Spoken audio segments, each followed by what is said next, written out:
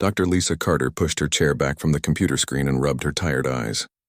She had been staring at radio telescope data for 12 hours straight, looking for patterns that might indicate intelligent life somewhere in the vast darkness of space. The numbers on her screen showed nothing but cosmic background radiation, the same random noise that filled the universe between stars. She picked up her coffee cup and found it empty again. The laboratory around her was quiet, except for the soft humming of computers processing signals from radio telescopes around the world. Other scientists had gone home hours ago, but Lisa stayed late most nights. She believed that somewhere in all this data was proof that humanity was not alone. What Lisa did not know was that for 300 years, her radio telescopes had been receiving the most important message in galactic history. Every single day, the signal arrived at Earth with perfect clarity and mathematical precision. The message contained star charts, universal mathematical constants, and an invitation to join a community of intelligent species that spanned thousands of worlds. But human computers saw this perfect signal as equipment noise. The transmission was too regular, too clean, and too consistent. Every automatic filter in every radio telescope on Earth quietly deleted the message before any human ever saw it. The most advanced pattern recognition software humanity had ever built was designed to ignore exactly the kind of signal the galaxy had been sending. 3,000 light-years away, Ambassador Keth of the Zephyrian Collective stood before a massive viewing screen showing the blue marble of Earth. His 6 arms moved in patterns of frustration as he reviewed the monitoring reports for the 100th time that day. Earth's electromagnetic signature showed that humans had developed quantum entanglement communication 3 months ago. This was always the trigger point when species received and acknowledged the galactic invitation. Keth's assistant, a young Zephyrian named Vel, approached with the latest analysis. Ambassador, the humans have established 17 quantum communication networks in the past month. Their technology is crude but functional. They should have received our message by now. Have we confirmed our transmission equipment is working properly? Keth asked, though he already knew the answer. The same equipment had successfully contacted 43 species over the past millennium. All systems operating within normal parameters, Vel replied. The message is being transmitted on all standard frequencies. Every other species receives it within days of achieving quantum communication. Keth turned away from the viewing screen and walked to his desk. The council protocols were clear about first contact situations. When a species achieved quantum communication, they received the invitation. When they acknowledged the message, a diplomatic team would approach their system for formal first contact. It had worked this way for thousands of years with hundreds of different species. But something was different about the humans. On Earth, Captain Jake Morrison guided his patrol ship through the asteroid belt between Mars and Jupiter. The Earth Defense Force had only existed for 5 years, created after humanity detected what appeared to be artificial structures in the outer solar system. Most governments agreed that if humanity was going to explore space, they needed to be prepared for what they might find. Jake's ship was small compared to the massive exploration vessels that traveled to other star systems, but it was fast and equipped with the newest sensor technology Earth could build. His job was to patrol the inner solar system and watch for anything unusual. Captain, I'm getting some strange readings, said Lieutenant Amy Clark from the sensor station. There's something large near Pluto, but it's not showing up on our standard detection equipment. Jake moved to look over her shoulder at the display. Define large. Approximately 2 kilometers long and half a kilometer wide. The quantum sensors are picking it up clearly, but radar and optical telescopes show nothing. It's like something is bending light around it. That's impossible, Jake said, but he was already changing course toward the outer solar system. Send a message to Earth Command. Tell them we found something that shouldn't exist. The object Amy had detected was the Council's first contact station, a marvel of engineering that had been invisible to human technology until they developed quantum sensors. The station had been positioned just outside Pluto's orbit for 50 years, waiting patiently for humanity to develop enough to detect it. Inside the station, automated systems registered that they had been discovered. The detection triggered a series of protocols that sent an immediate message to Ambassador Keth's ship. After centuries of waiting, the humans had finally found them. Back on Earth, Dr. Lisa Carter was packing up her notes when every computer screen in the laboratory suddenly flickered. For just a moment, the random patterns of cosmic noise arranged themselves into something that looked almost like a mathematical sequence. Then the screens returned to normal.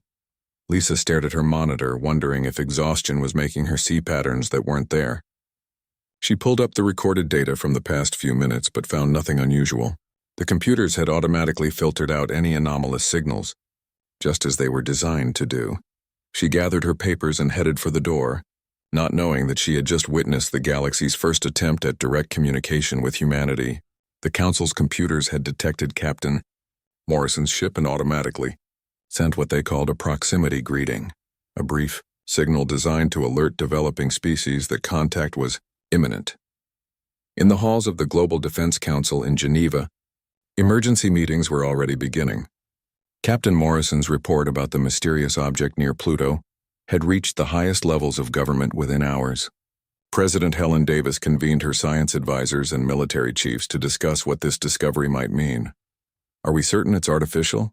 President Davis asked Dr. Robert Kim, her chief science advisor.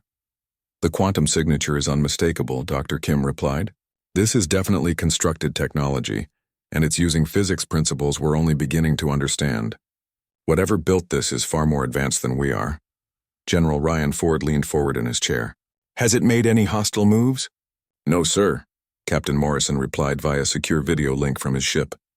"It's just sitting there. But the fact that we couldn't detect it until now suggests they've been watching us for a long time." President Davis felt the weight of the moment. This was the scenario every government had prepared for but hoped would never happen. First contact with an alien civilization was no longer science fiction. It was happening now, and humanity had to decide how to respond. "Maintain your distance, Captain," she ordered. "Continue monitoring, but take no aggressive action. We need time to prepare for whatever comes next." As Captain Morrison acknowledged his orders and settled in for a long watch, Ambassador Keth was receiving his own instructions from the Galactic Council. The humans had found the contact station, which meant they were ready for the next phase of first contact protocols. Neither side realized they were about to make the biggest communication mistake in galactic history. The message arrived at exactly 3:47 p.m. Geneva time on a Tuesday afternoon. Every electronic device on Earth received it simultaneously. Television screens went blank and displayed a three-dimensional hologram of star charts. Computer monitors showed mathematical equations that seemed to pulse with their own light. Even simple digital clocks stopped showing time and instead projected geometric patterns into the air. President Helen Davis was in the middle of a security briefing when her tablet computer began projecting what looked like a map of nearby star systems. The hologram showed Earth as a small blue dot, with lines connecting it to dozens of other worlds. At the bottom of the display, symbols appeared that seemed to shift and change until they formed words in perfect English. "Greetings from the Galactic Council. We invite you to join us." The same message appeared in every language on Earth. Chinese characters, Arabic script, Russian letters, and hundreds of other languages all displayed the same invitation. But the words themselves were just the beginning. The message contained detailed star charts, mathematical proofs, and what appeared to be blueprints for technology that was centuries ahead of anything humanity had developed. Dr. Alex Price was teaching a xenobiology class at Stanford University when every screen in his lecture hall began showing the alien message. His students sat in stunned silence as complex biological diagrams appeared, showing life forms unlike anything in Earth's fossil record. The message was clearly from an advanced civilization, and they were offering to share their knowledge. "This is incredible," Alex whispered to himself as he studied the biological data. "They're showing us evolutionary paths we never imagined, life forms based on silicon instead of carbon, creatures that live in the vacuum of space. This could revolutionize everything we know about biology." But while Dr. Price saw scientific opportunity, others saw something very different. General Ryan Ford was in the Pentagon Situation Room when the message arrived. The holographic star charts showed not just Earth's location, but detailed maps of human space installations, military bases, and defensive positions. To his trained eye, this looked like intelligence gathering on a massive scale. "They know everything about us," General Ford told President Davis during an emergency video conference. "Our satellite positions, our defense networks, our population centers. This isn't a friendly hello. This is a threat assessment. They've been watching us for years, studying our weaknesses. The Council's second message arrived 6 hours later, just as world leaders were meeting in emergency session. This time, the transmission included historical records. Holographic displays showed other alien species making first contact with the Council. Humans watched as primitive civilizations were given advanced technology, joined peaceful trade networks, and became part of something larger than themselves. The historical records showed species after species abandoning their old ways and adopting Council technology and culture. Worlds that had known war for millennia suddenly became peaceful. Civilizations that had struggled with energy and resources gained access to unlimited power and materials. Dr. Price found the historical data fascinating. "Look at this," he told his research team as they analyzed the transmission. "They're showing us how other species evolved after joining the Council. Technological advancement, extended lifespans, peaceful coexistence. This could be humanity's chance to move beyond our current limitations." But General Ford saw the same data and reached a different conclusion. "They're showing us what happens to species that surrender their independence," he told the Joint Chiefs of Staff. "Every one of these civilizations gave up their unique cultures and became copies of the Council. This isn't cooperation, it's assimilation." The third message contained warnings. The Council's historical records included species that had rejected their invitation. These records showed civilizations that had refused to join the galactic community, choosing instead to remain isolated. The message explained that such species often fell behind technologically and eventually faced extinction or conquest by hostile forces. President Davis studied the warnings with her advisors. The Council wasn't explicitly threatening humanity, but the message was clear: join us willingly, or face the consequences of staying alone in a dangerous galaxy. "They're giving us a choice, Doctor," Price argued during a heated cabinet meeting. "Join their community and gain access to technologies that could solve every problem humanity faces, or remain isolated and vulnerable." "It's not a choice if the alternative is extinction," General Ford replied. "This is a sophisticated protection racket. Join us or face the consequences. How is that different from any other conquest in human history?" As Earth's leaders debated, Commander Nina Walsh was preparing for humanity's first official contact with the alien civilization. Her ship, the ESV Defiance, was the most advanced vessel in the Earth Defense Force. It carried the best diplomatic team humanity could assemble, along with enough firepower to defend itself if negotiations went wrong. Nina had read all the alien messages carefully. The mathematical portions were clearly peaceful in intent, showing universal constants and physical laws that any scientific civilization would recognize. But the historical warnings troubled her. The Council seemed to expect immediate submission from new species. "Our mission is diplomatic," she told her crew as they prepared to depart for the alien station near Pluto. "But we're representing all of humanity in this first meeting. We need to show them that humans are willing to talk, but not willing to surrender our independence without negotiation." The Council station had grown larger since Captain Morrison first detected it. Additional structures had appeared around the main facility, and energy readings suggested more ships were arriving regularly. To human sensors, it looked like a military buildup. Ambassador Keth was puzzled by humanity's reaction to the Council's messages. Most species responded with immediate gratitude and acceptance. The humans seemed to be treating the invitation as a potential threat. Their electromagnetic communications showed massive military mobilization and heated debates about the Council's intentions. "Perhaps we should have been more direct in our approach," Vel suggested as they monitored human communications. "The historical warnings may have been misinterpreted." "The protocols exist for good reasons," Keth replied. "Every species must understand both the benefits and responsibilities of joining the galactic community. The humans will make the correct choice once they fully understand the situation." As the ESV Defiance approached the Council station, both sides prepared for what they hoped would be peaceful first contact. But the seeds of misunderstanding had already been planted. Humanity saw the Council's invitation as a demand for submission. The Council saw humanity's military preparations as primitive posturing that would end once they understood the benefits of membership. Neither side realized that their fundamental assumptions about each other were completely wrong. The Council station was beautiful in a way that human minds struggled to understand. The main structure looked like it was carved from a single massive crystal, with surfaces that seemed to bend light into patterns that hurt to look at directly. Smaller buildings surrounded it like jewels scattered around a crown, each one glowing with soft internal light that pulsed in rhythm with unknown energies.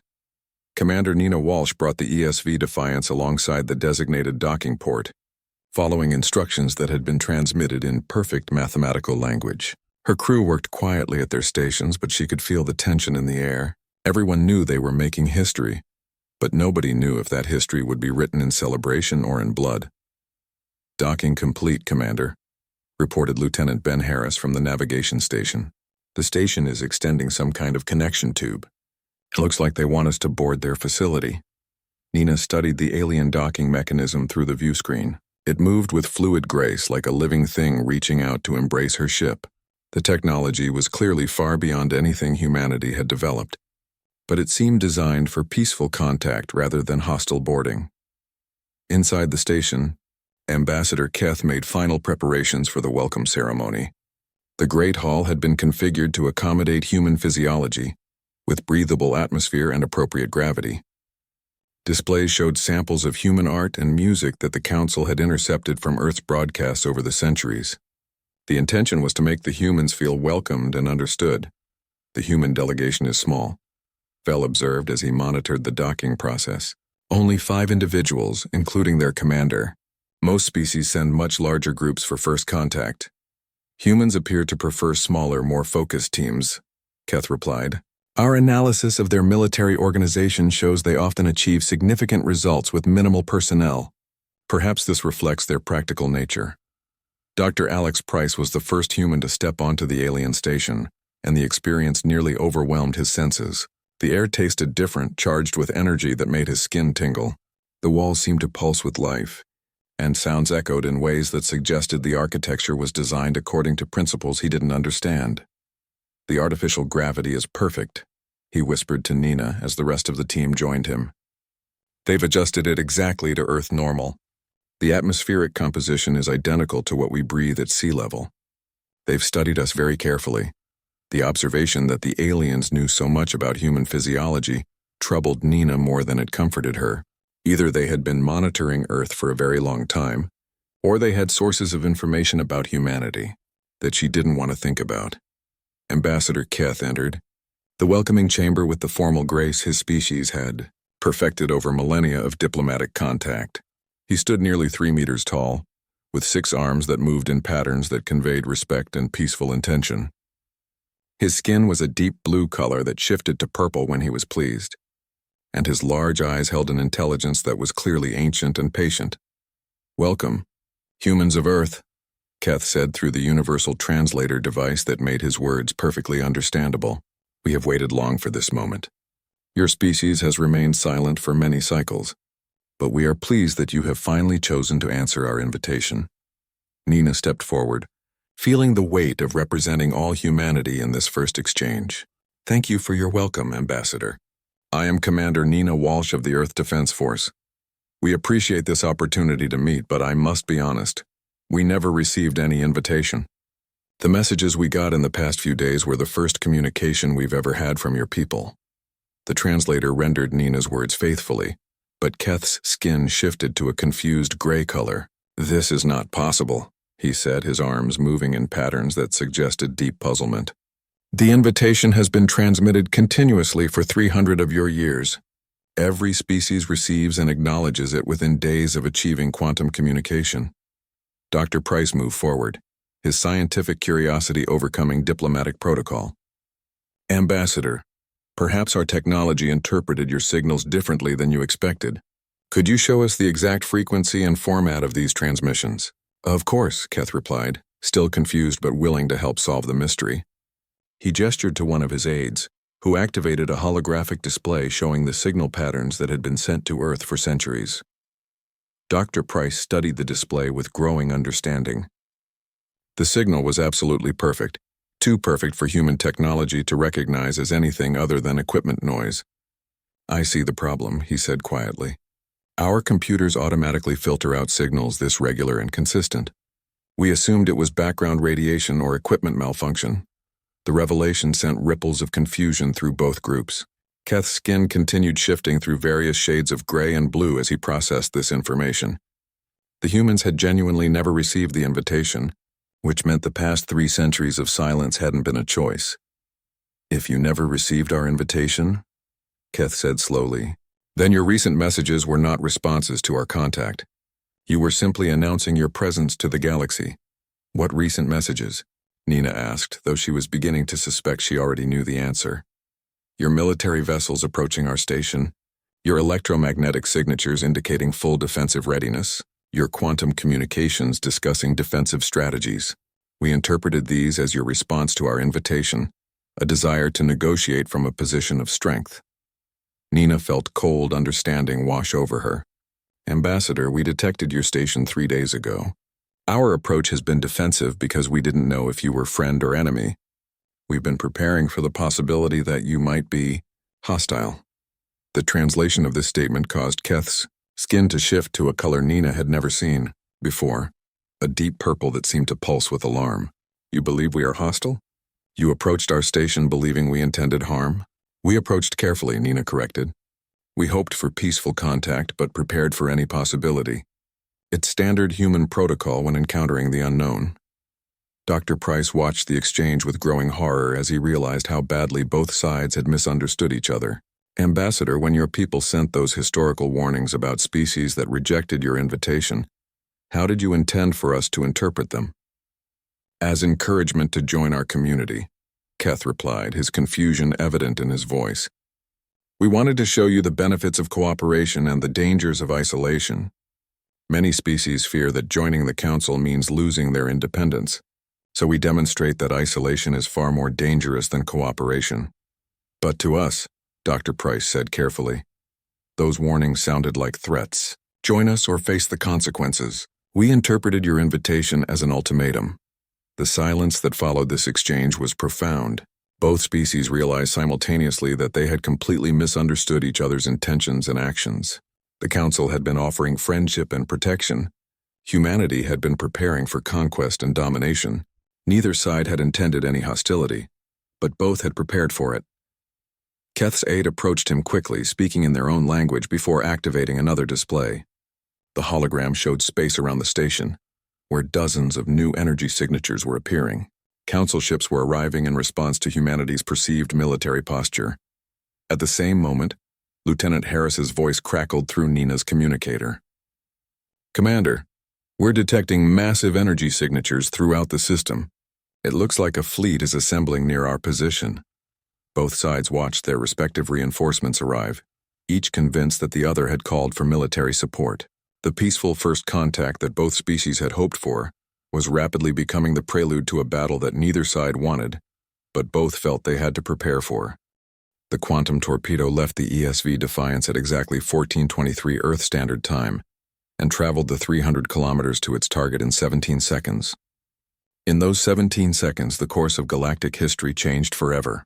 Commander Nina Walsh had given the order reluctantly, but the tactical situation left her no choice.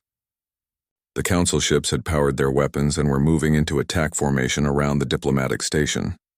Her orders from Earth Command were clear: protect the diplomatic mission and defend yourself if attacked. When the lead Council vessel locked targeting sensors onto the Defiance, Nina made the decision that would haunt her for the rest of her life. The torpedo punched through the Council ship's shields like they were made of paper. The alien vessel's hull cracked open in a brilliant flash of light, spilling atmosphere and debris into the vacuum of space. For a moment, everything was silent except for the shocked voices of Nina's crew, reporting damage assessments and casualty estimates. "Direct hit on the lead vessel," Lieutenant Harris reported, his voice hollow with disbelief. "The ship is breaking apart. I'm reading massive hull breaches and complete power failure." Inside the Council station, Ambassador Keth watched the destruction with horror that his species had no words to describe. In 3,000 years of galactic civilization, no species had ever destroyed a Council diplomatic vessel. The concept was so foreign that his translator couldn't even process the emotions he was feeling. "This is impossible," Vel whispered, his skin cycling through colors that indicated shock and grief. "They destroyed the Harmony's voice. They killed Ambassador Teln and her entire crew." How could they do such a thing? The quantum torpedo that destroyed the Council ship was broadcasting its destruction across the galactic communication network in real time. Every member species of the Council watched as the humans demonstrated weapons technology that could penetrate shields that had protected Council vessels for millennia. Dr. Alex Price was still in the station's welcoming chamber when the explosion lit up the viewports. He turned to see Keth's reaction and felt his heart sink. The alien ambassador's skin had turned completely black, a color that needed no translation. This was grief and rage beyond anything the Council had experienced in living memory. "Ambassador, please," Dr. Price said desperately. "This is a misunderstanding. We can stop this before it gets worse." "Your ship has committed an act of war against the Galactic Council," Keth replied, his voice carrying harmonics that made the air itself seem to vibrate with anger. "You have murdered innocent beings who came here to welcome you into the galactic community." The emergency protocols of 17 different Council species activated simultaneously. Fleet commanders who had never fired weapons in anger suddenly found themselves preparing for combat against an unknown enemy. The humans had demonstrated that their primitive-looking technology could destroy Council ships, which meant they were far more dangerous than anyone had suspected. Captain Jake Morrison was patrolling the outer edge of the system when his sensors detected the approaching Council fleet. 47 vessels of various sizes and configurations, all moving toward the diplomatic station at high speed. His orders were to observe and report, but what he saw made him forget about protocols. "This is Captain Morrison to all Earth Defense Force units," he broadcast on emergency frequencies. "I count nearly 50 alien vessels approaching the station. They're not responding to communication attempts, and their energy signatures suggest they're armed for combat. Admiral." Susan Blake received Morrison's report while she was still 3 hours away from Pluto with the main Earth fleet. The news that the diplomatic mission was surrounded by hostile alien vessels made her decision easy. "All ships, maximum acceleration." Combat protocols are now in effect. The Council fleet arrived at the station expecting to find a small human force that would surrender when faced with overwhelming superiority. Instead, they found the ESV Defiance holding position near the wreckage of their diplomatic vessel, with weapons powered and shields at maximum strength. Fleet Commander Zex of the Crystalline Assembly had never fought against humans before, but he had studied their military broadcasts and thought he understood their capabilities.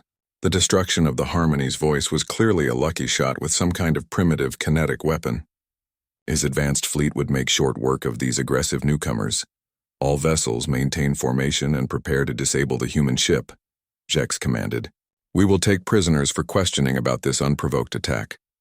Nina watched the alien fleet approach on her tactical display and felt a cold determination settle over her. She had fired the first shot, but she would not let her crew be captured or killed without a fight. "All stations prepare for combat. Target the largest vessels first and concentrate our fire for maximum effect." The battle began when the Council ships opened fire with energy weapons designed to disable rather than destroy. Their aim was to capture the human vessel intact and take prisoners who could explain why their species had committed such an unprecedented act of violence. But the Defiance was not built for capture. Earth shipbuilders had designed their vessels for one purpose: to fight against superior technology and win through superior firepower and tactics. When the Council's disable-only weapon struck her shields, Nina responded with everything she had. Human weapons were crude compared to Council technology, but they were designed by a species that had spent thousands of years perfecting the art of killing each other. Where Council ships carried elegant energy weapons that could precisely disable enemies, human ships mounted massive kinetic cannons that fired projectiles at significant fractions of light speed. The second Council vessel to die was the science ship Crystal Mind. The kinetic round that hit it was traveling so fast that it simply punched through the ship from bow to stern, leaving a perfectly round hole that vented the entire crew compartment into space in less than 10 seconds. Fleet Commander Zex watched 2 of his ships die in the first minute of combat and realized that human weapons were nothing like what the Council had expected. These weren't primitive kinetic weapons. They were precisely engineered tools of destruction that could overwhelm any defensive system the Council had ever developed. All ships. Evasive maneuvers, Zex ordered, but it was too late. The human ship was already targeting his command vessel with weapons that his shields couldn't stop. Captain Morrison led his small patrol group in a flanking attack that caught 3 Council ships by surprise. His tactical doctrine was simple: hit fast, hit hard, and keep moving. While the Council ships tried to surround and capture the Defiance, Morrison's group attacked their rear formations with weapons that could disable ships without destroying them entirely. Target their engine compartments. Morrison ordered his squadron. Disable their propulsion, but try to leave their life support intact. We're not here to commit genocide. Dr. Price watched the battle from the Council station's observation deck with a mixture of horror and fascination. Human tactics were completely unlike anything the Council had ever encountered. They fought with a combination of precision and brutality that suggested they had been preparing for exactly this kind of combat for their entire history. The Council ships were faster and more maneuverable, with better shields and more sophisticated technology, but they had been designed for exploration and peaceful contact, not for the kind of total warfare that humans had perfected. Every human weapon seemed designed to kill as efficiently as possible, while Council weapons were built to capture and subdue. When Admiral Blake's reinforcements arrived 3 hours later, they found a battlefield unlike anything in galactic history. 7 Council ships had been destroyed completely. 12 more were disabled and drifting, and the remaining vessels were retreating to a safe distance. The human fleet had lost only 2 ships, but both had fought until their reactors overloaded, rather than allow themselves to be captured. The galaxy watched the battle of soul through quantum communication networks that carried the images to every Council world in real time. For the first time in recorded history, a primitive species had defeated a Council fleet in open combat. The implications of this victory would reshape galactic politics for generations to come. Nina sat in her command chair, surrounded by damage reports and casualty lists, and tried to understand what she had just done. She had started a war between humanity and the most powerful civilization in the galaxy, and somehow her species had won the first battle. But as she watched more Council ships gathering at the edge of the system, she realized that winning one battle was very different from winning a war. The emergency session of the Galactic Council lasted for 18 hours without a single break. Representatives from 43 different species argued in languages that had never been used for discussions of war, because war had not existed in their galaxy for over 1,000 years. The holographic displays showed the same impossible images over and over. Human weapons destroying Council ships that should have been invulnerable. Supreme Coordinator Vash of the Central Authority called for order as the debates grew more heated. Her species had founded the Council 3 millennia ago, and never in that time had they faced a situation like this. The humans have demonstrated military capabilities that we do not understand, she announced to the Assembly. We must decide how to respond to this unprecedented act of aggression. They destroyed 7 ships and disabled 12 more, reported Fleet Commander Jex, his crystalline form flickering with patterns that indicated deep distress. Their weapons penetrate our shields as if they do not exist. Their tactics are unlike anything in our military databases. They fight as if the goal is complete destruction of the enemy rather than capture or surrender. Dr. Alex Price stood in the same council chamber where this emergency session was taking place, but he was 3,000 light-years away on the damaged station near Pluto. The quantum communication system allowed him to participate in the discussions in real time, making him the first human to address the Galactic Council. Members of the Council, please understand that this was never our intention. We came here hoping for peaceful contact, not war. Yet your species fired the first shot, accused Representative Kelt of the warrior clans, one of the few Council species that still maintained significant military forces. Your attack was unprovoked and brutal. How do you explain the destruction of innocent diplomatic vessels? Alex felt the weight of every species in the galaxy watching him as he tried to explain 3 centuries of misunderstanding in a few minutes. We thought you were preparing to attack us. Your ships powered weapons and moved into what we interpreted as attack formations. Our commander acted to defend her crew and her mission. Ambassador Keth, who had been working with Alex for days to prevent exactly this kind of catastrophe, stepped forward to address the council. "The humans are telling the truth about the misunderstanding," he said, his skin shifting to colors that indicated complete honesty. "I have spent considerable time studying their communications and behavior. They genuinely believed we were hostile. That does not change the fact that they have military technology capable of threatening every member of the Council," Representative Kelt replied. "Whether they intended war or not, they have proven they can wage it effectively. What guarantee do we have that they will not use these weapons against us again?" The answer to that question came from an unexpected source. President Helen Davis appeared on the communication system, broadcasting from the Emergency Command Center beneath the White House. She had been following the Council debates through Alex's quantum link, and she had made a decision that would define humanity's place in the galaxy. "Members of the Galactic Council," President Davis began, "I am speaking for all of humanity when I say that we do not want war with your civilization. But we also will not accept membership in your organization under the terms you have offered. We will not surrender our independence or our right to defend ourselves in exchange for your protection." The translation of this statement sent ripples of shock through the Council chamber. No species in galactic history had ever rejected Council membership after learning what it offered. The benefits of joining the galactic community were obvious to every civilization that had ever been contacted. "You would choose to remain isolated rather than join the greatest civilization in the galaxy?" asked Supreme Coordinator Vash, her confusion evident in her voice. "You would reject access to technologies that could solve every problem your species faces?" "We would choose to earn our place in the galaxy rather than be given it," President Davis replied. "We want to trade with you, learn from you, and share what we know with you. But we want to do it as equals, not as junior members who need your guidance and protection." The concept of equality between species was so foreign to the Council that many representatives struggled to understand what humanity was proposing. The Council system was based on the idea that advanced civilizations had a responsibility to guide and protect developing ones. The notion that a primitive species might have something valuable to offer the galaxy was almost incomprehensible. "Commander," Nina Walsh was still aboard the ESV, Defiance, when the long-range sensors detected something that changed everything. A massive fleet was approaching from outside the solar system, but these ships were not from the Galactic Council.